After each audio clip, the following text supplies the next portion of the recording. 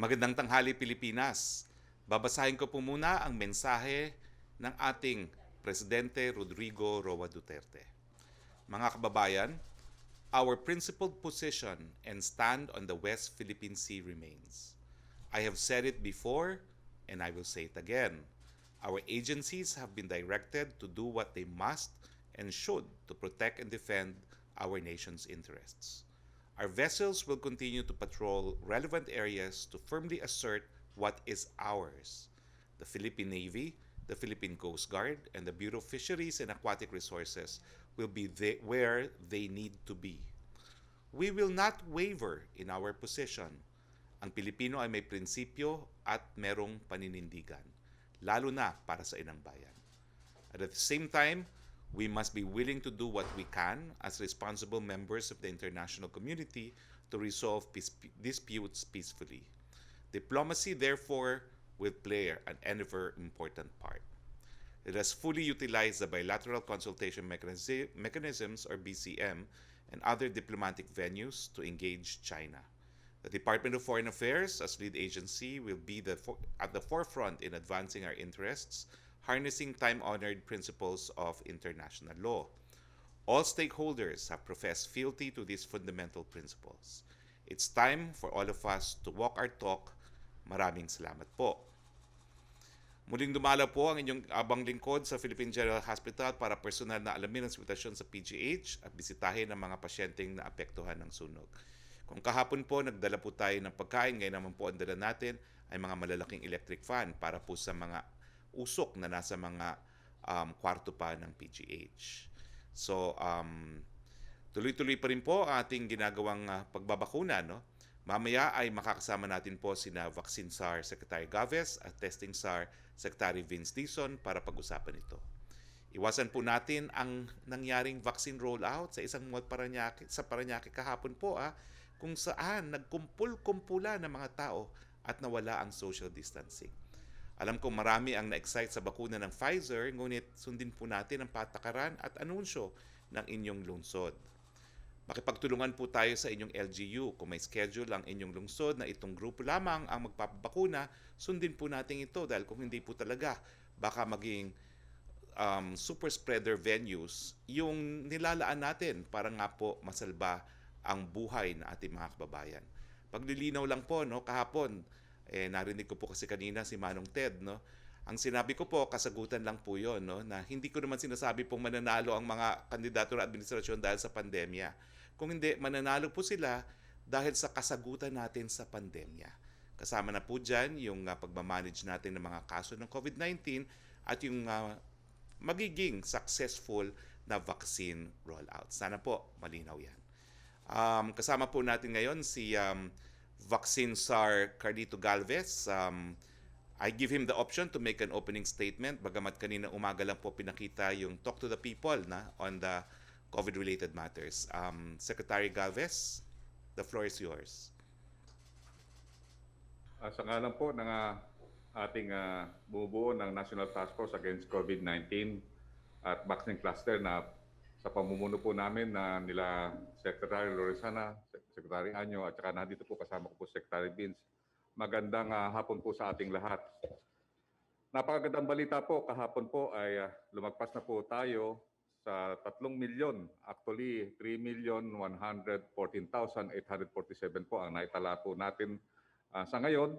At noong May 15, naitala natin ang pinakamataas na numero sa pagbubukuna na higit na 120,529 jobs sa isang araw. Dati, nag-average lang po tayo ng 30,000. Ngayong araw po ay malugod nating inaanunsyo din po na mayroon tayong karagdagang 500,000 bakuna mula sa Sinovac na darating po bukas. Sa kabuuan po, tayo po ay makakatanggap ng 8,279,050 na bakuna mula noong Pebrero. Ang ibig pong sabihin nito, para sa buwan ng Mayo lamang ay mayroon tayong 7,753,450 na doses na matatanggap.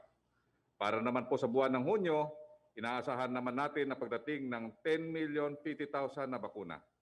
Mula rito ay mayroon tayong matatanggap na 829.50 na bakuna para sa first and second quarter ng taon. Sa kasalukuyan po, talaga pong ginagawa po natin ang grand preparation to achieve herd immunity through the strategy of focus and expand strategy at the centers of gravity. Sa kasalukuyan, tayo po ay nasa ating malawakang preparasyon upang palakasin ang implementasyon ng ating programa sa pagbabakuna upang makamit natin ang herd immunity sa mga critical na lugar or centers of gravity. Ito'y pagtutulungan po ng National Task Force, ng DOH at po ng DILG. Ipinapakita naman natin po ang slide na ito, ang simulation na ginagawa ng ating mga kaibigan mula sa pribadong sektor na nag-combine po ang Jollibee at McDonald's supply chain managers. Tulad ng inyong nakikita, ang mga numero na ito ay nagrepresenta ng kinakailangan nating makamit upang mapabilis ang ating layunin tungo sa herd immunity. Matapos na ang pagpalaganap ng pandemya at maibalik na ang sense of normalcy sa ating mga kani-kanilang mga buhay. Nais ko po rin pong i-anunsyo sa publiko ng ating kabinete na inaprobahan ng ating rekomendasyon na simulan na ang pagbabakuna ng ating mga kababayan na nasa A4 at A5 na kategorya pagkatapos ng buwan ng Mayo or pagka nagkaroon na tayo na nakita natin na meron na tayong steady na supply. I-announce po namin next week just in case kung makakapagsimula na po tayo sa A4 at A5. Ang COVAX vaccine po natin ay gagamitin po natin sa A1, A2, A3, and A5 at ang procured vaccines po natin ay sa A1, A2, A3, and A4. Ito po ay dito lang po sa sinasabi natin na NCR plus 8. Sa pagpatapos ng aking presentasyon, nais ko pong i-emphasize na ang adigain ng ating administrasyon sa ilalim na pamamahala ng ating Pangulong Presidente ay mapagunahan ang lahat ng Pilipino ng libre. Dito po nagmumula ang aming paniniwala na no one is safe until everyone is safe. Tulad po ng ating sinabi ng ating mahal na Presidente na though meron tayong ginagawang strategy, walang maiiwan, walang iwanan. Maraming salamat po and back to you, Spokes. Maraming salamat, Secretary Galvez. Kasama rin po natin ang ating Vaccine SAR and Deputy Chief Implementer, Secretary Vince Dizon. Secretary Vince Dizon, the floor is yours. Magandang umaga po, Spokes. Na-report na po ni Secretary Galvez ang ating pinaka-importanting mga report sa ating vaccination strategy. At dahil po dyan, tayo kampante na madami na talaga mga Pilipino ang makaka-avail ng ating mga bakuna. Ang hinihiling na lang po natin ay konting disiplina lang po, konting pag-aalala na dapat pa rin sundin ang ating minimum health standards, lalo na yung pagdidistansya at huwag tayong magkukumpul-kumpulan. Yun lang, Spokes, at ready naman po tayong sumagot ng mga tanong ng mga kasamahan natin sa media. Okay, maraming salamat, Secretary Vince Dizon. Tumuloy na po tayo sa ating open forum. Yusek Roque. Yes, good afternoon, Secretary Roque, Secretary Galvez, Secretary Vince. Ang unang tanong galing po kay Laila Salaveria ng Inquirer. Para po sana kay Vince Dizon, pero nasagot na po ni Secretary Galvez yung A4, A5 na pagsisimula ng vaccination. Ang second question po niya for Secretary Vince, Secretary Galvez, how will the vaccination of the A5 category go? Do they have to register like members of other categories? Will the LGUs have to round them up to go to the vaccination site? Okay, so maglalabas po ng guidelines ang vaccine cluster at ng DOH sa mga susunod na araw. Pero ang napag-uusapan po ngayon, ang napag-usapan po ng ating vaccine SAR at ng iba't ibang mga implementing agencies kasama ng mga LGU ay kakailanganin natin, lalong-lalo na sa A4, ang cooperation ng mga private sector companies dahil yung economic frontliners nila ay ang babakunahan na natin under A4, pati na rin yung mga iba't ibang mga government agencies. So ngayon po, inaayos lang po ang ating mga guidelines, pero kailangan pong lahat ay magrehistro. Pero gagawin natin mas madali at mas simplified para mas mabilis po tayo makakabakuna. Thank you, Secretary Vince. For Secretary Roque, When the President says the Cabinet can't speak on West Philippine Sea issue, does this mean PNP Secretary Lorenzana can no longer question China's presence in the West Philippine Sea and tell them to leave? How is this beneficial to the country? I think the President's message was clear and I don't have to interpret it. Thank you, Secretary Roque. Ang unang magtatanong by Zoom is Mela, please. Opo, good afternoon Secretary Roque at good afternoon din kay Secretary Galvez at kay Secretary Dizon. Secretary Roque, okay lang pong kay Secretary Galvez muna. Go ahead, please. Opo, Secretary Galvez, na-monitor nga po namin yung report ninyo from kay Pangulong Duterte hanggang ngayon. And it sounds so very promising. Ang tatanong ko lang po, sir, with this plan po, ano po bang sitwasyon, status po ngayon ng Pilipinas pagdating sa supply? Ibig sabihin po ba nito ay na-surpass na o masusurpass na natin yung global vaccine shortage given na mas paitingin natin yung supply natin, paitingin yung pagbabakuna? Paano po natin matatapatan ito sa supply naman? Ano po bang status po ng Pilipinas? Nakikita po natin na medyo umaangat na po yung tinatawag natin production ng mga manufacturer. At sa ngayon, meron tayong yung COVAX, naging steady na yung supply niya. And at the same time, yung ating mga procurement ay dumadating na din po. Ang maganda po dito ay this coming June, tataas po ang ating volume. Unang-una, yung Sinovac, 2 million lang ang nakuha natin this month. Sa next month po ay magiging 4.5 million hanggang sa September po. Ibig sabihin yung 4.5 million po na yun, June, July, August, meron pong 4.5 million each tayo each month dito sa Sinovac. At the same time, darating na rin po yung mga procured ng ating private sector at saka LGU this coming month, 1.3 million. And also, yung ating mga procurement sa Moderna and also yung Gamaleya ay darating na rin po. So meron tayo ng magiging parang steady supply na increasing siya. Incrementally, umi-increase siya ng more or less by millions. At natutuwa po kami dahil kasi nung dati, nakikita natin nung month ng March and April, ang nakita natin in trickles lang. Ngayon in millions na. So meron pa tayong padating na 2.2 million sa Pfizer and another 2 million from AstraZeneca sa COVAX. So natutuwa po kami na medyo steady na po ang supply natin. And nakikita natin na nag-i-increase na rin yung capacity ng ating mga LGUs. Sa ngayon po, nakapagtala na po tayo ng 120,000 jobs a day, which is a very promising po. Opo. Secretary Galvez, linawin ko lang din po, kanina po kasi sa presentation nyo, May 20 yung dating ng Sinovac and then you said bukas. Clear ko lang po, kailan po darating yung Sinovac doses na 500,000? Darating siya May 20. So, ano po, Thursday? Yes, okay. Opo, and panghuli na lang po for you, Secretary Galvez, kasi bukod naman sa pagbabakuna, nakatutok din tayo sa implementation ng health protocols at iba't iba pang hakbang para nga mapigilan itong COVID-19. May I just, pwede po ba natin i-reiterate lang kung ano-ano yung mandates ng NTF against COVID-19? At bukod sa bakuna, ano-ano po ba yung mga tinututukan nyo ba? Ang National Task Force bilang chief implementer, tinututukan natin yung tinatawag na 3 cluster na response. Ito dito, yung tinatawag natin sa NTF, nahahati ito sa 3. Nandun yung response cluster, nandun yung vaccine cluster, at saka yung recovery cluster. So, yun ang trabaho ng NTF. And basically, sa ngayon, ang NTF, nakita natin na during nagkaroon ng surge, yung ating COVID-19 nung unang araw ng February to April, nakita natin yung lahat ng mga PDITR elements natin ay gumagalaw. Nakita natin yung pina-increase natin ng capacity at the same time, yung response natin na iakyat ang critical care utilization ay ginawa po ng tinatawag nating response team.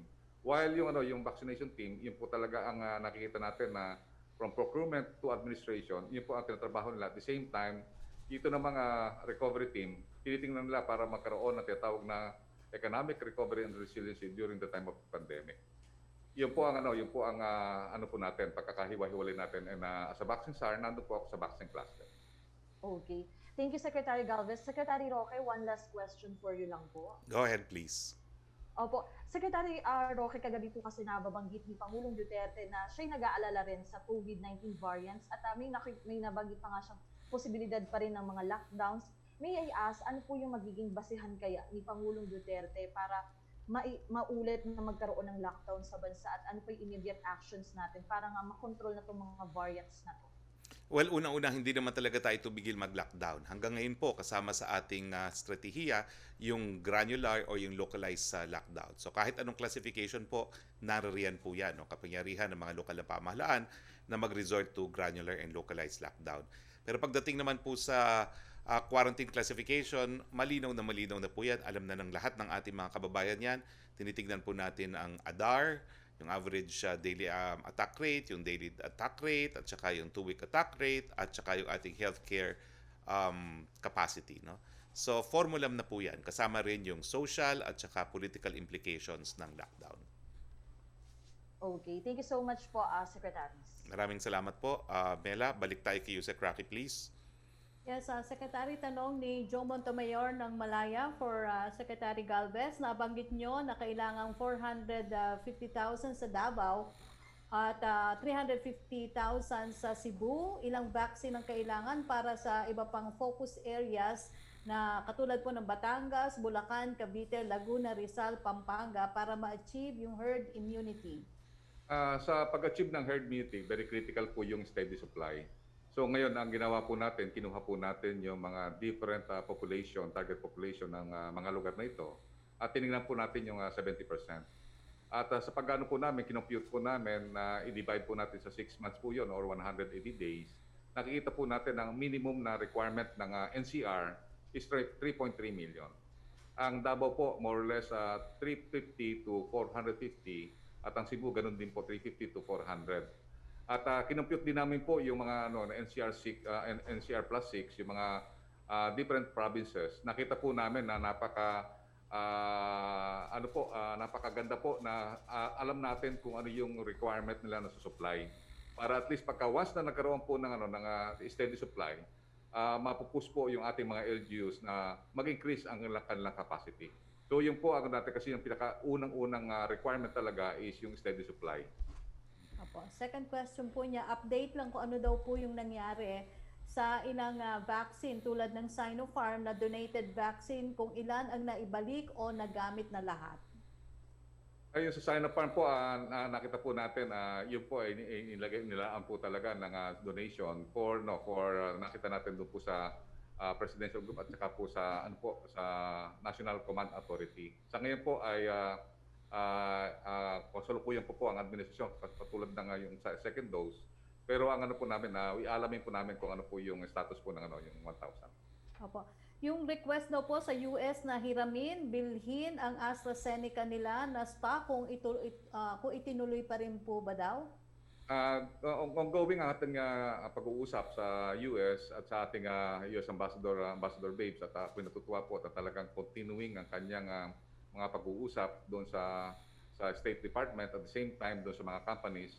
At sa ngayon po, nakita po namin na maganda po yung supply natin dahil kasi ang nangyayari, yung donation po na ginagawa ng US, itinatransfer niya po sa COVAX.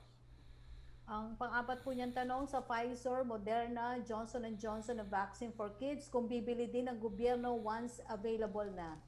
Nakita po natin, i-evaluate pa po kung talagang bababa na po tayo, kung pwede na pong bumaba ang mga vaccine po nito. Kasi ginagamit po nila ito na magkakaroon po sila ng clinical trial pa, kung pwede itong gamitin sa mga 17 and below. Once na meron na po ang directive ang ating FDA at saka yung vaccine expert panel na pwede na pong gamitin to sa 17 and below and children, tayo po talagang nag-anticipate.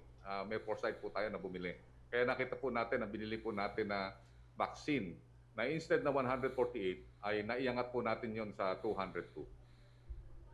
Okay. Question from Chris Jose of Remate Online. Reaction po sa naging panawagan ng retiradong military at police officers kay Pangulong Duterte na depensahan ng West Philippine Sea mula sa continuous incursions ng China. Paulit-ulit na po natin sinasabi na hindi po tinitigil ni Presidente ang pagdedepensa sa ating teritoryo. Meron lang po mga panlilinlang na nanggagaling po sa mga kritiko. Pero ang katotohanan po, kaya binabalik natin yung kasaysayan na nangyari doon sa Scarborough Shoal dahil ito naman po naging hudyat para maging mainit muli ang usaping West Philippine Sea.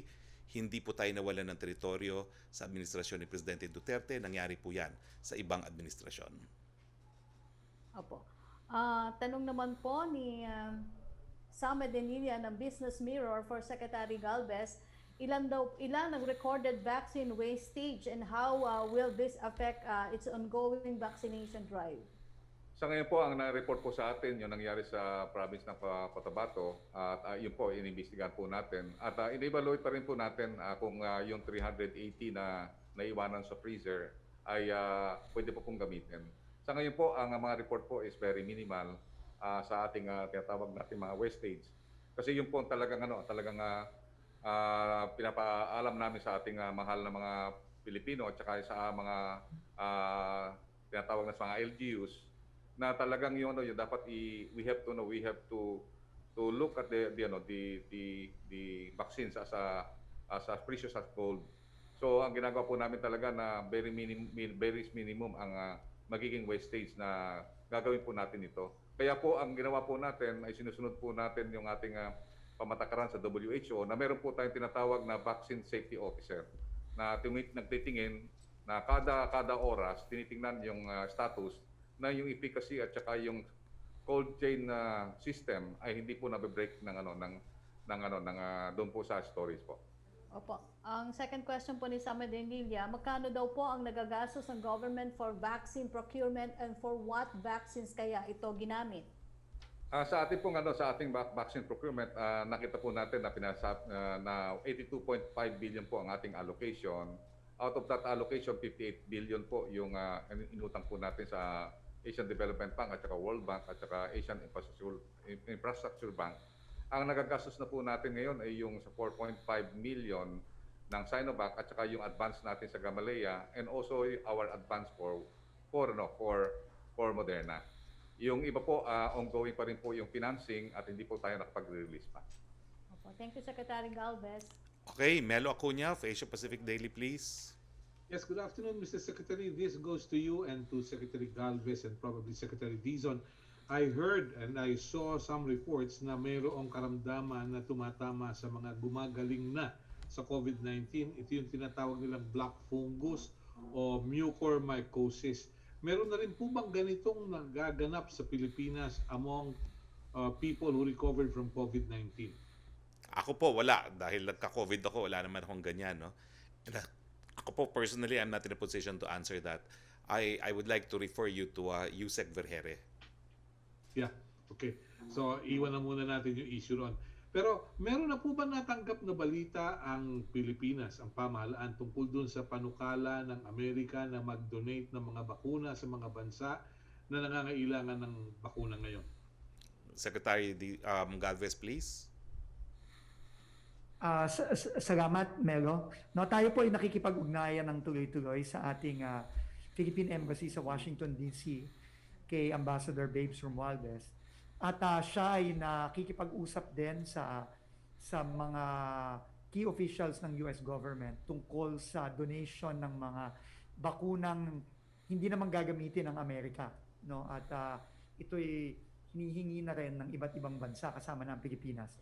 Siguro po sa mga susunod na linggo, magkakaroon tayo ng update dito. Pero sa balita na binigay sa amin ni Ambassador Babes, is very positive po ang naging response ng US government tungkol sa ating request. No? Lalo na para dun sa mga AstraZeneca vaccines na nasa Amerika ngayon na hindi pa nila ginagamit. Opo. Pero ito po ba'y babayaran natin o ito po ba'y donasyon? Ito po ay magiging donasyon. No? Yun po ang nagiging usapan ngayon. Hindi lang sa Pilipinas, kundi pati sa iba't ibang bansa sa mundo. Maraming salamat po. Para po kay Secretary Galvez. Secretary Galvez, kayo po yung abala sa vaccine rollout at iba pang issues tungkol sa COVID-19. Hindi po ba nababawasan ang inyong oras sa pagiging Presidential Advisor on the Peace Process? At ano po ang tingin ninyo doon sa issue ng BIFF at doon sa ilang reklamo o hinaing ng mga katutubo na sila ay nagigipit ng ilang mga armadong grupo doon sa kanilang mga lupain? Salamat po, Secretary Galvez. Alam niyo po, yung Office of the Presidential Advisor on Peace Process ay matagal na po, nanahan dyan po, more than 18 years na talagang tumututok po tayo sa Bangsamoro peace process. Marami po tayong mga tauhan, lalo na si Yusek Sid Purisima at saka yung ating mga execom na talaga nakatutok po dito sa ongoing implementation ng normalization at saka political track ng Bangsamoro. Sa kasalukuyan, Sir Melo, ang peace agenda po ng OPAP ay 6 na peace agenda po yan. At talaga pong tinututukan po namin ang lahat ng mga ng mga tinatawag natin mga rebel groups para magkaroon ng tinatawag na normalization at magkaroon ng tinatawag na peaceful productivity dito sa mga areas na nasasakupan ng mga different rebel groups. Sa kasalukuyan, bukas po pupunta po kami sa Cotabato, may emergency meeting po kami kay Haji Murad at ako po ay lumalabas din po sa Senado para po naman sa extension ng BARM election.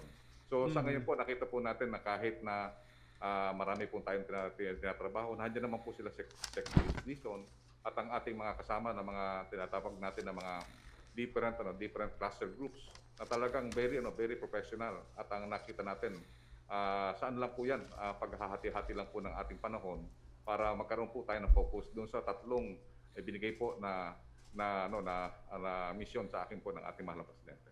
Opo, matutuloy po yung okasyon ng World Bank sa darating na Huwebes? Yes, tomorrow meron po yata tayong tinatawag na launching yung Bangsamoro National Trust Fund. And also meron din tayong nagkaroon na po tayo na tinatawag nating development partners engagement nung nakaraang week. At ito po ay talagang inaasahan po natin na magiging maganda po yung ating engagement with our foreign donors. Maraming salamat po. Thank you very much for the update. Thank you, Secretary Harry. Thank you. Maraming salamat, Melo. Balik tayo kay Yusek Roque, please. Secretary, question from Pia Gutierrez of ABS-CBN. For Secretary Vince Dizon, reaksyon sa pagdumog ng mga tao sa pagbabakuna ng Pfizer sa Parañaque. Ipinapakita lang daw kasi nito na preferred talaga ng tao ang Pfizer over other brands of vaccine. So ano ang mensahe ninyo sa publiko tungkol dito? Unang-una po, hindi lamang Pfizer, pero tingin ko yung nangyari sa Parañaque at nangyayari din sa ibang lugar, ay nakikita na natin na tumataas na ang kumpiyansa ng ating mga kababayan sa pagbabakuna. Pero, syempre, hindi naman natin maiiwasan na merong mga pagkiling ang ating mga kababayan kung ano ang bakunang gusto nilang matanggap. Ang importante lang, unang-una, maintindihan ng ating mga kababayan, lahat po ng mga bakuna na nasa Pilipinas ngayon at darating sa Pilipinas ay ligtas at epektibo. Lahat po ito ay dumaan na sa masusing proseso ng pag-validate ng mga iba't ibang eksperto sa Pilipinas at sa ibang bansa. At ang pinaka-epektibo pong bakuna ay yung bakunang makukuha na natin. Ang challenge po natin sa mga bakuna tulad ng Pfizer ay yung pa ring supply. Alam natin na ang unang dumating na Pfizer ay 193,000 lang at talagang kakaunti po yun. At ito sana ay talagang priority para gamitin ng ating mga healthcare workers at ng ating mga senior citizens. So ano lang po, sa ating mga kababayan, ang importante lang po ay magpabakuna na tayong lahat ng mabilis, pero kapag tayo po ay pumupunta para magpabakuna, wag po nating kakalimutan na kailangan po nating sundin ng tama ang minimum health standards. Lagi tayo nakamask, naka-face shield, at didistansya tayo at huwag tayo magkukumpulan. Nagpapasalamat din po tayo kay Mayor Edwin Olivares ng Parañaque dahil na dinagsa siya, kahit na dinagsa siya kahapon, ay mabilis niyang naayos ito at tingin ko sa mga susunod na araw mas magiging maayos na dahil sa efforts ni Mayor Edwin at ng iba pa nating mga mayors. Okay, thank you, Secretary. Okay, Pia Ronada, please. Hello, Sec? Can you hear me? Yes, go ahead, please. Yeah, sir, just on the talk to the people last night, kasi sir, yung directive nga po ni Presidente na cabinet members shouldn't speak about West Philippine Sea issues. Sir, does this directive cover the NTF WPS press releases wherein they tell the public, they even show photos and videos of Chinese ships in the West Philippine Sea? Does that mean that the task force can no longer do this? The instruction of the President was clear. Which is? How does it relate to the NTF WPS? Well, only the Secretary of Foreign Affairs and myself can speak on the issue now.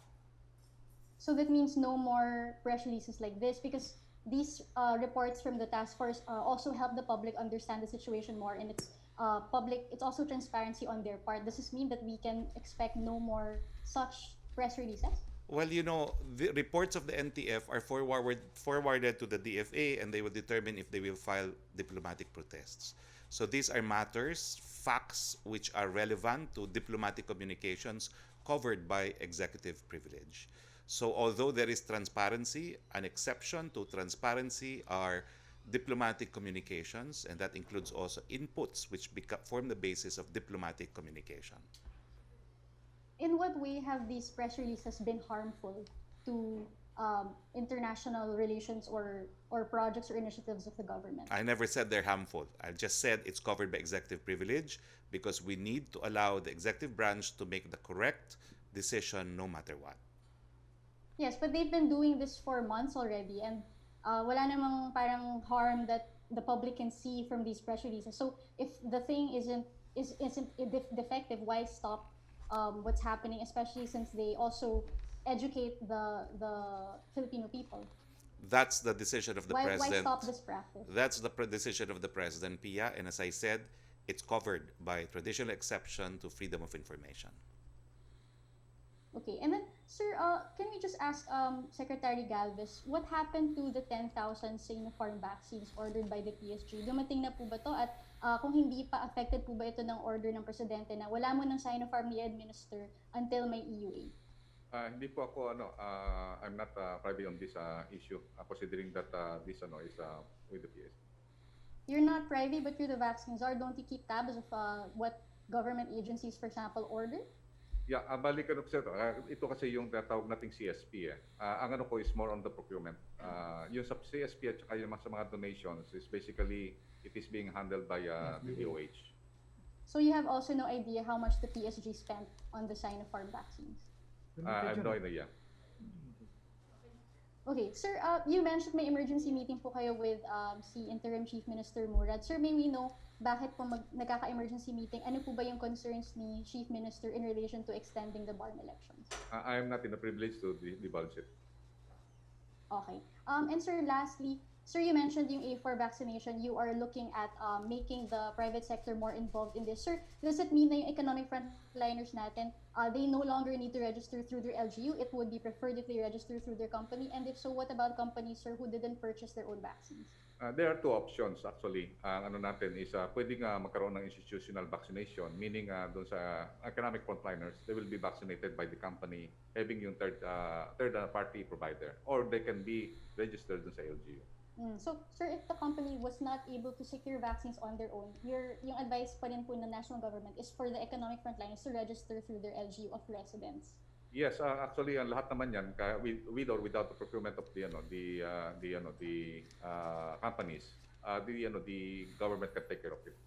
And then registration through their barangay of residence, hindi po through yung location po ng work nila. Normally, yung ginagawa natin nga, yung sinasabi ko nga, na yung sa options, kung just in case na merong available na dosage yung company, the registration will be through the institution yung sa company.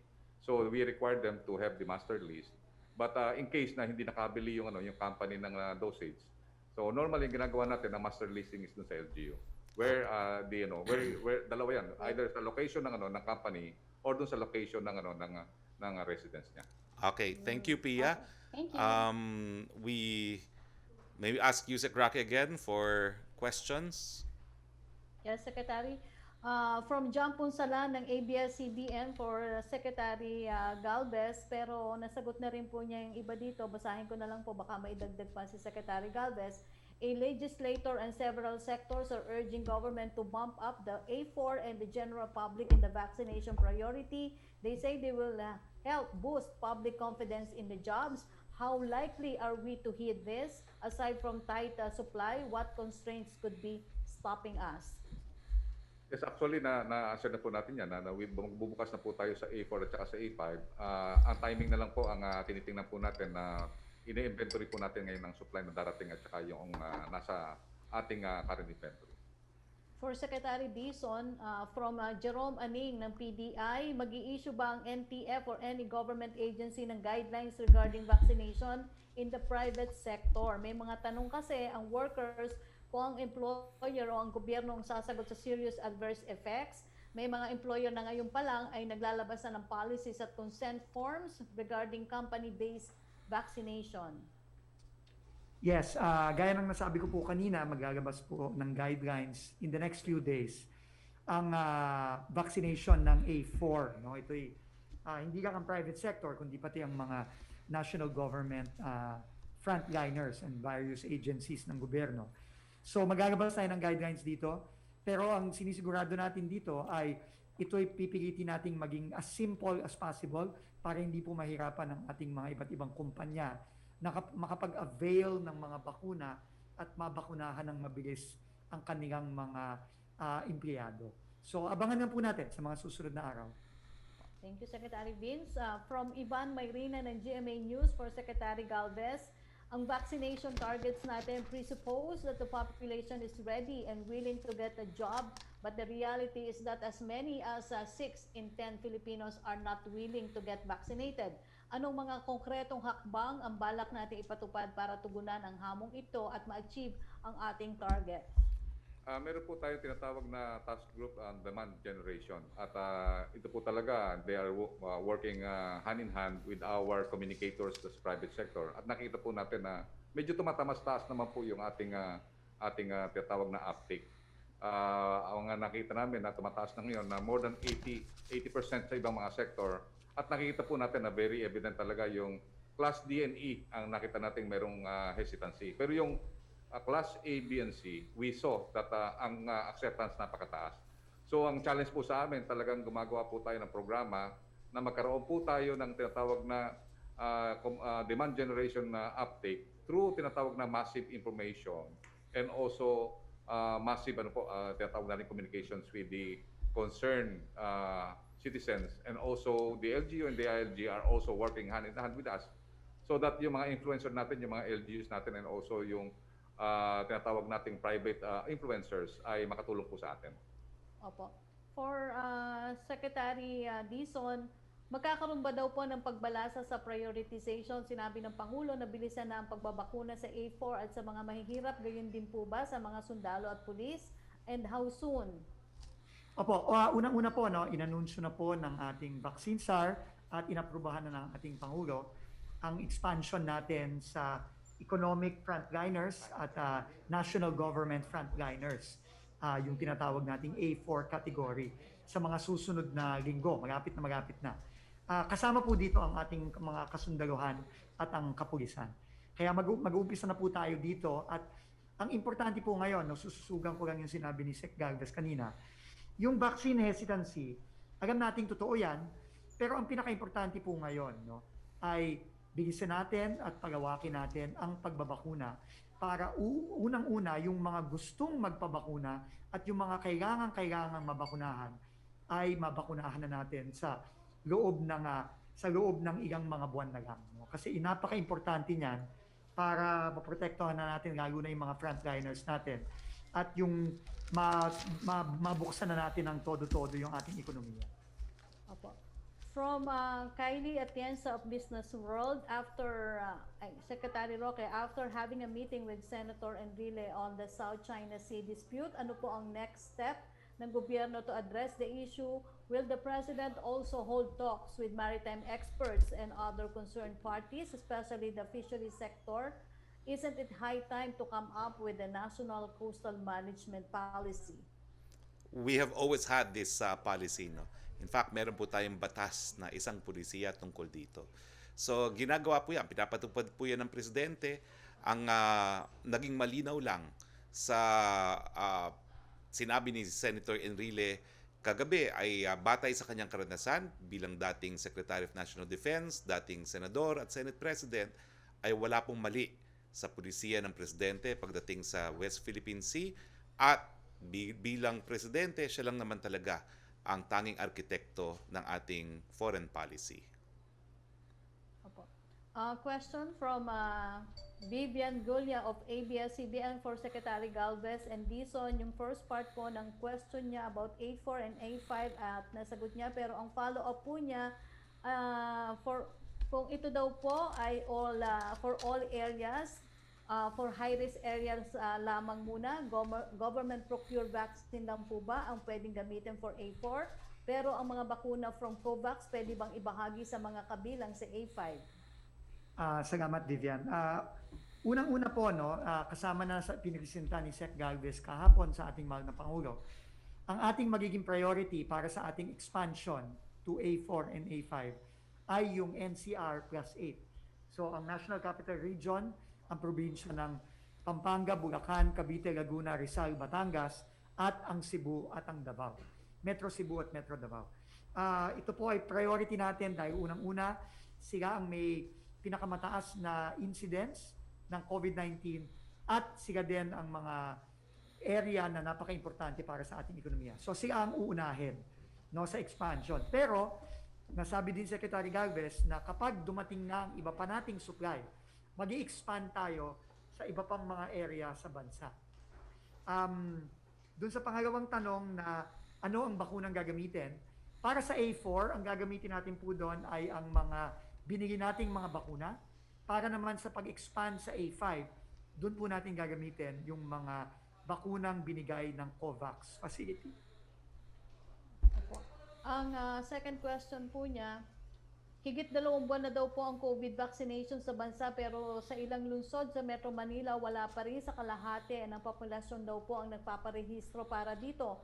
So ano daw po ang pwedeng gawin para mas mapataas ang kumpiyansa at mahikayat ang publiko na magpabakuna? Paano natin matitiyak na walang masasayang na bakuna sa gitna ng mababang registration rate?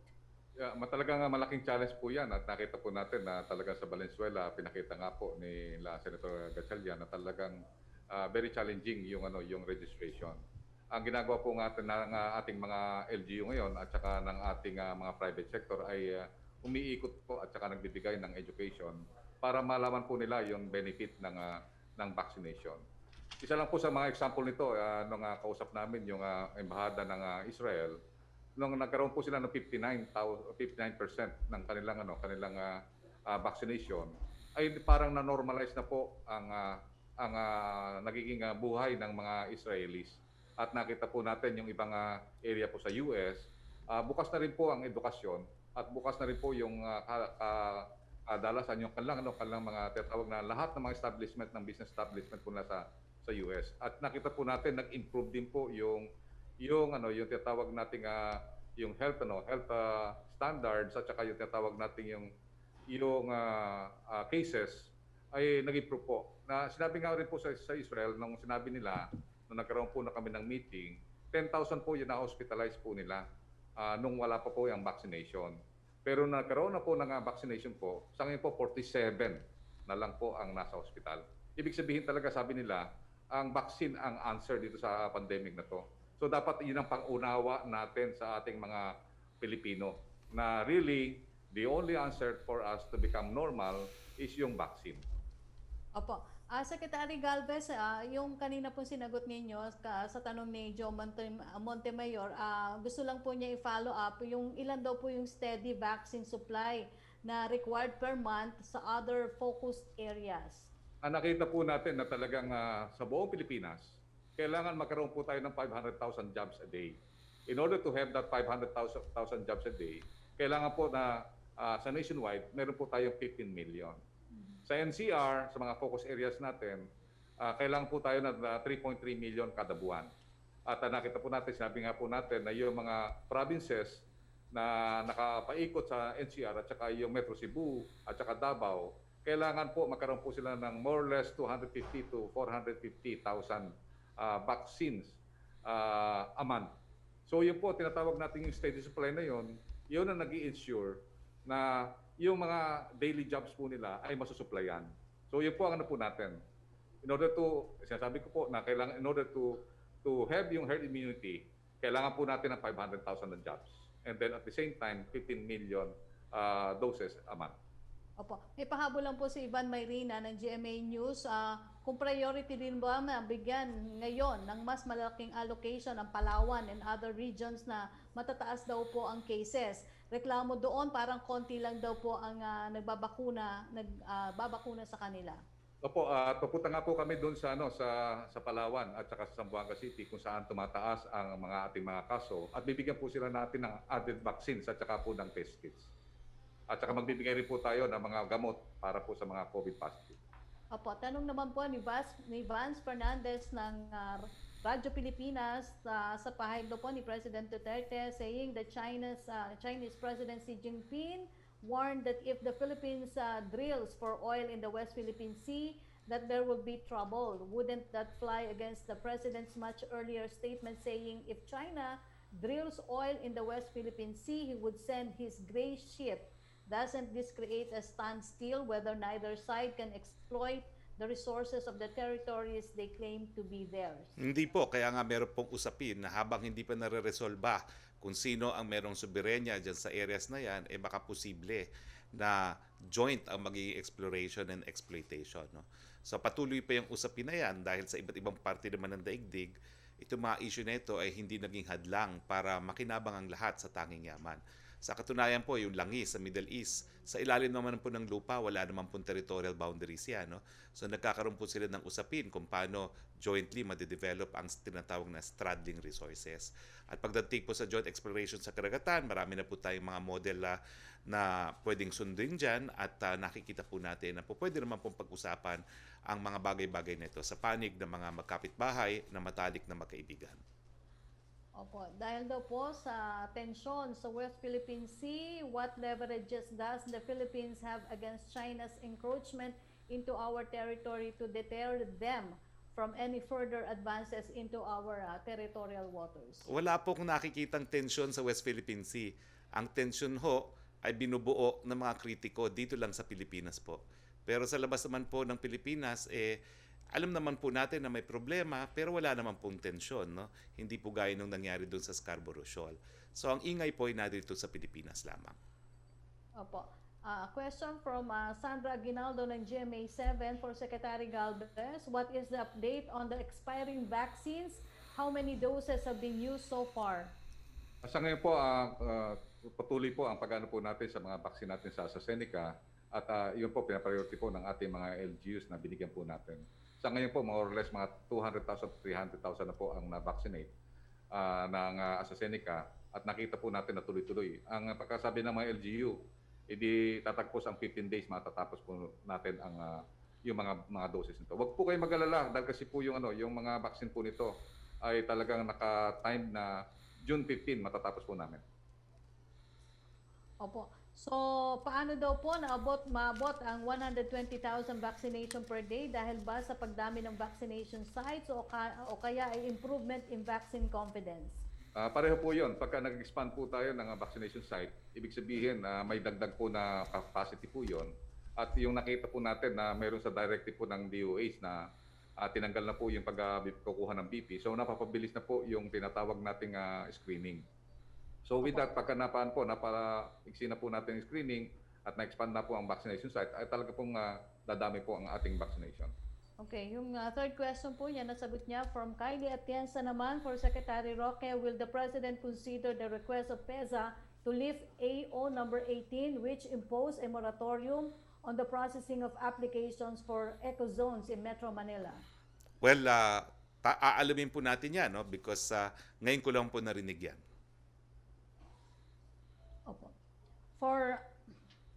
From Tina Mendez ng Philippine Star, for Secretary Galvez, NCR Plus is given priority for vaccination but there are areas daw po like Montalban in Rizal, some localities in Antipolo, and even barangays in Bulacan and Pampanga which are still catering to A2 or the elderly. Marikina has to intensify A3 vaccination also since it is wrapping up second dose for healthcare workers and catering to seniors. How is the national government addressing the gaps in administering vaccines for A3, then later on A4, so that we can reach the goal to have herd immunity by year-end? Ang po natin, meron po tayong ginagawang capacitation na ginagawa po natin. Sa ngayon po, umiikot po ang ating team, code team. Tinitingnan po ang capacity ng isang lugar. And then pagka nakita po natin na kinukulang po capacity, gagawa po tayo ng augmentation sa mga staff at saka yung nag-increase tayo ng vaccination sites. So sa ngayon po, ang gagawin po natin, yung mga nakita po namin, may mga LGU na talagang prepared na. At sinasabi po namin yung mga LGU na nangangailangan ng tulong dahil kasi mapakalaki ng kanilang populasyon ay talagang tutulungan po ng armed forces at saka ng mga uniform personnel.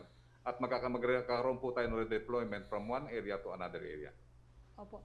Question from Eileen Taliping of Abante tonight. Reaction daw po sa ulat na plano umanong magbenta ng vaccine ng Philippine Red Cross para sa mga hindi makapaghintay ng bakuna mula sa gobyerno.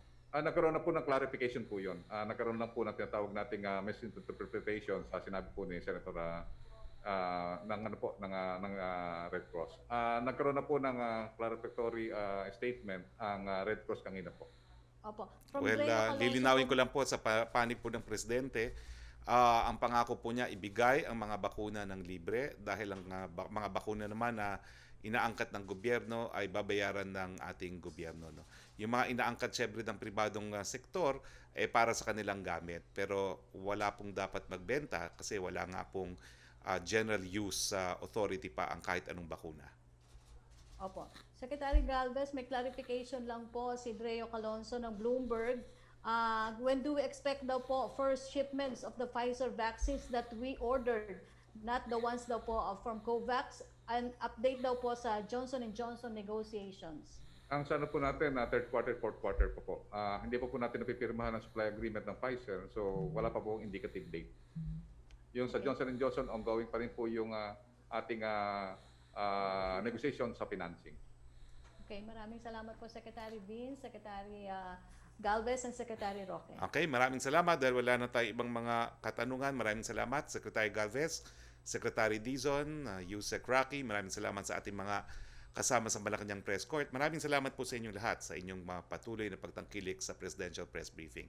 Sa ngalan po ng ating Presidente, Rodrigo Roa Duterte, ito pong Spokesperson Roque nagsasabing, Pilipinas, andyan ang bakuna, pabakuna na tayo nang matapos na ang pandemyang ito. Magandang hapon po sa inyong lahat.